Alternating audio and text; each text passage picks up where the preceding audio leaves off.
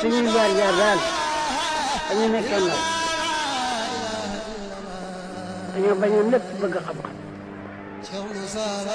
danaa wax ne su ko xaari doon jar danaa ko am. Chers téléspectateurs, bonjour.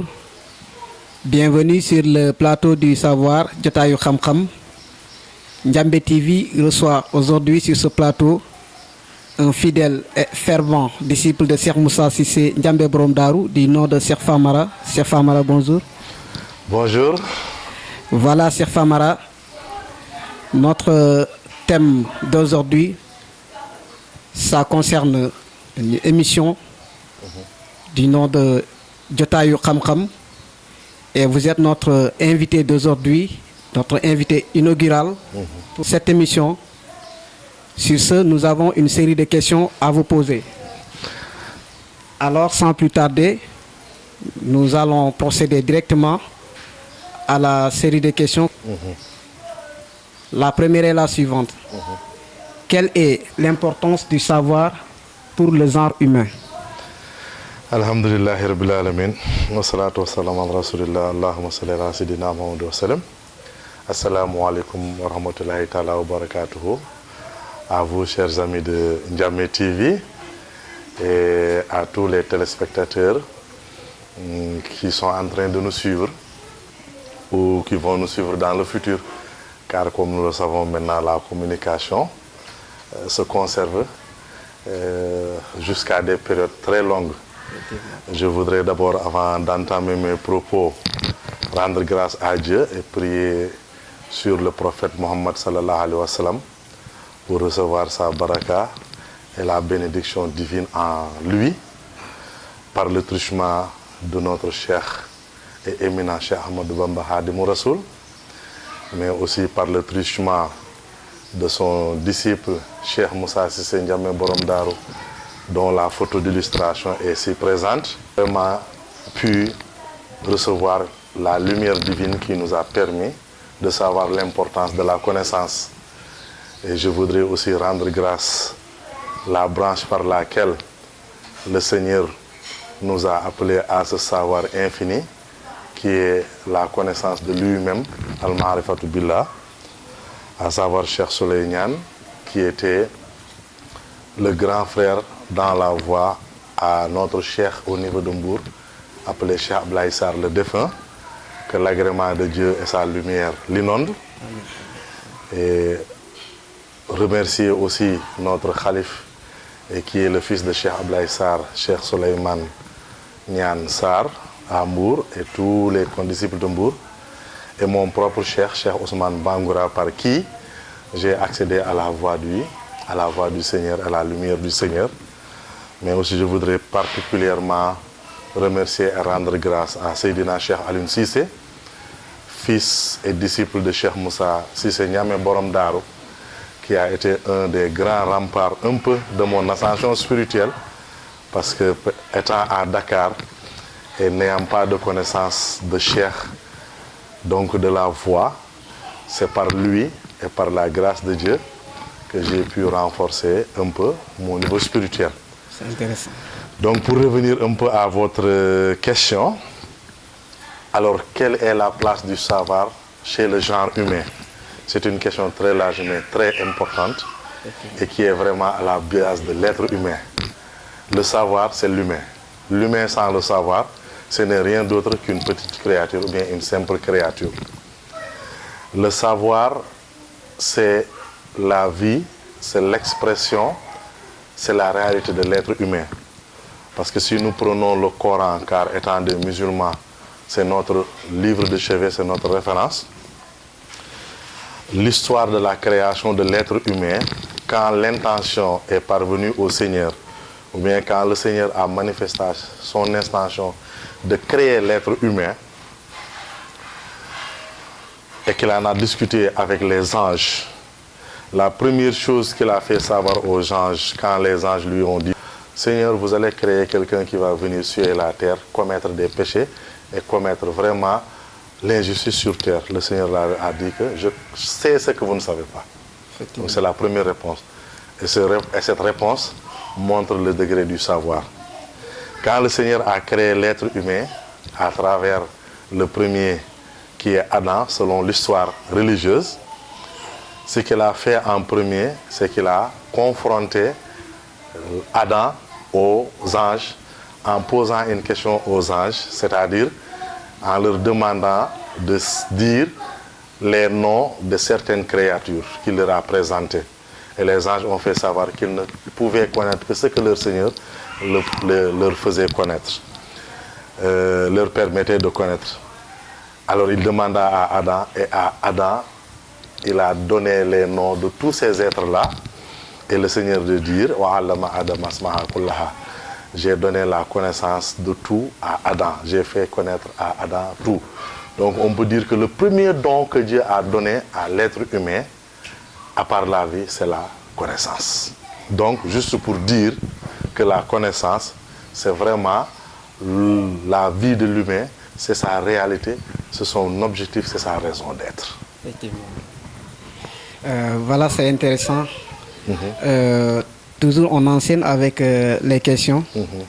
La deuxième question est la suivante. Vous avez exposé sur le savoir.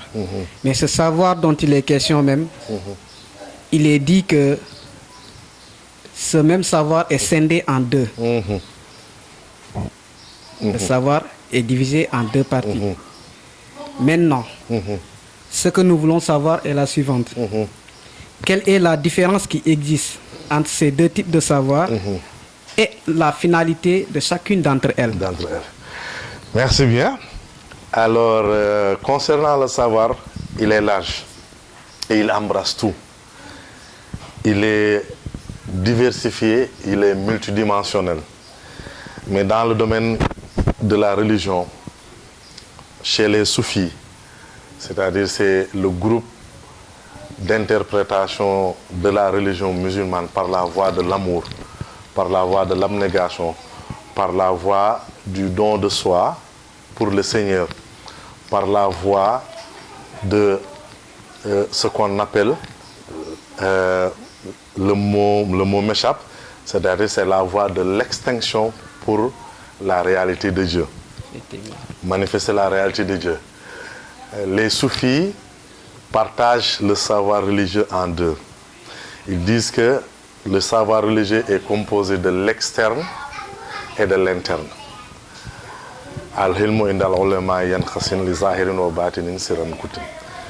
C'est-à-dire que la connaissance est divisée chez les connaisseurs en deux. Le zahir qui est l'apparent et le batin qui est le caché. Et au passage, on sait que le zahir c'est Dieu. Et le batin aussi c'est Dieu, parce que c'est Dieu qui est le caché, qui est le premier, qui est aussi le dernier. Peut-être pour ne pas trop épiloguer sur ça, on va entrer directement dans le sujet. Pour dire que dans ce type de connaissance, le savoir externe, c'est le savoir livresque. Selon ce qu'ont dit certains connaisseurs soufis, et certains aussi ulama, c'est-à-dire les gens qui sont les détenteurs du savoir.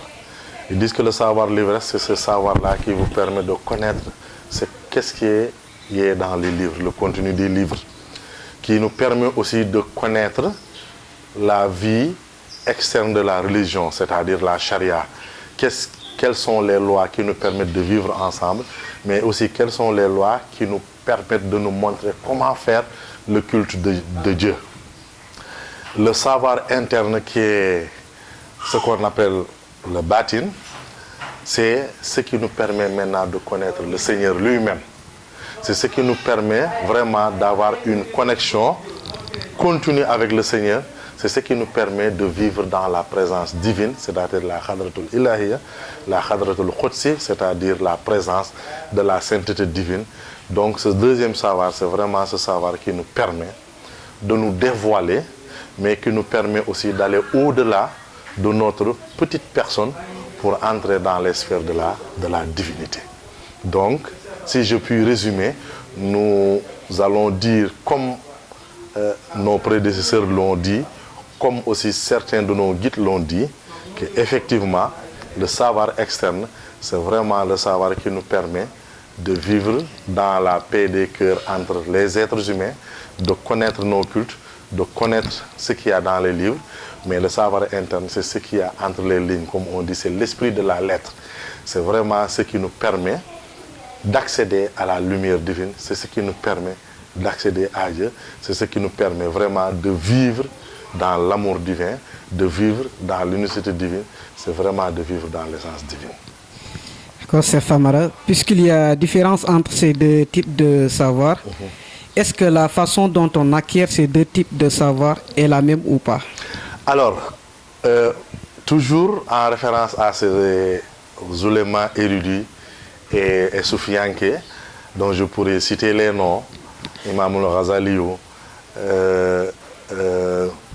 Imam Abu Hassan al-Shazili, Imam al-Naqshbandi, Imam Cheikh Ahmad Tijani Sherifi, Cheikh Abdou Khadir Jilani, Imam Cheikh Ahmadou Bamba Khadir Morsoul, Imam Allahi, Cheikh Alhaji Malik Sy, de ce que nous connaissons ici au Sénégal, et les autres imams dans d'autres voies soufis, on fait savoir que l'accès à ces connaissances, elle est différente. La connaissance livresque s'acquiert à travers ce qu'on appelle le Cheikh al-Mu'allim ou Cheikh al-Ta'lim, c'est-à-dire c'est celui-là qui vous apprend les lettres, c'est celui-là qui vous apprend le vocabulaire, c'est celui-là qui vous apprend les textes, c'est celui-là qui vous permet de savoir qu'est-ce qui est dans le contenu de ces textes-là, de pouvoir les maîtriser et de pouvoir les restituer mot à mot sans faire d'erreur.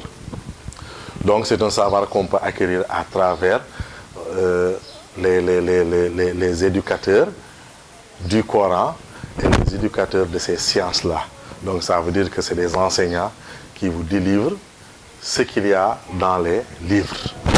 Le second savoir qui est vraiment le savoir qui nous permet d'accéder au Seigneur, c'est le savoir qui nous permet de nous dévoiler, c'est-à-dire d'enlever le voile qui nous empêche de voir le Seigneur, qui nous empêche d'être connectés au Seigneur. Il s'acquiert en suivant un guide religieux, quelqu'un qui connaît la voie, comme il est dit dans le rite malikite, c'est-à-dire c'est-à-dire il nous faut chercher un cheikh qui connaît la voie qui mène vers Dieu, mais aussi qui connaît les dangers de cette voie, c'est-à-dire tous les éléments qui sont des obstacles ou bien qui constituent des pièges qui peuvent nous dévier, et c'est celui-là qui peut nous mener, excusez-moi, donc vers le Seigneur. C'est ce qu'on appelle le Cheikh al-Murabbi ou Cheikh al-Tarbiya, c'est-à-dire qui est chargé, après que vous ayez acquis ces connaissances, ou bien même si vous n'avez pas ces connaissances, mais qui est chargé de vous éduquer, d'élever votre cœur, de l'ouvrir, de le purifier, d'élever votre âme, de le purifier jusqu'à atteindre le degré qui vous permet d'accéder à Dieu. Donc ce qui veut dire que chercher la connaissance ces deux connaissances, donc le cheminement est différent. D'accord, c'est Famara. En suivant votre logique, la connaissance, que ce soit celle apparente ou celle cachée, est dans tous les cas bénéfique pour l'humanité. Exactement. Que ce soit la connaissance livresque ou bien celle qu'on acquiert auprès d'un guide spirituel. Exactement. Toutefois, Cheikh Famara, nous savons tous que l'opposé du savoir, c'est le non-savoir. La méconnaissance ou l'ignorance, comme vous voulez. Maintenant, la question qui se pose est la suivante. Quelles sont les conséquences de l'ignorance pour l'homme en général et pour le croyant en particulier? Alors, merci de cette question qui est très pertinente. Qui est très pertinente pour le juste fait que, comme je l'ai dit, le premier don que le Seigneur a donné à l'être, c'est la connaissance. Parce que l'esprit est doté de l'intellect, et ce qui nourrit l'intellect, c'est la connaissance. Comme le disait le prophète Isa ibn Maryam ou Jésus, chez les chrétiens, l'homme ne se nourrit pas seulement que de pain.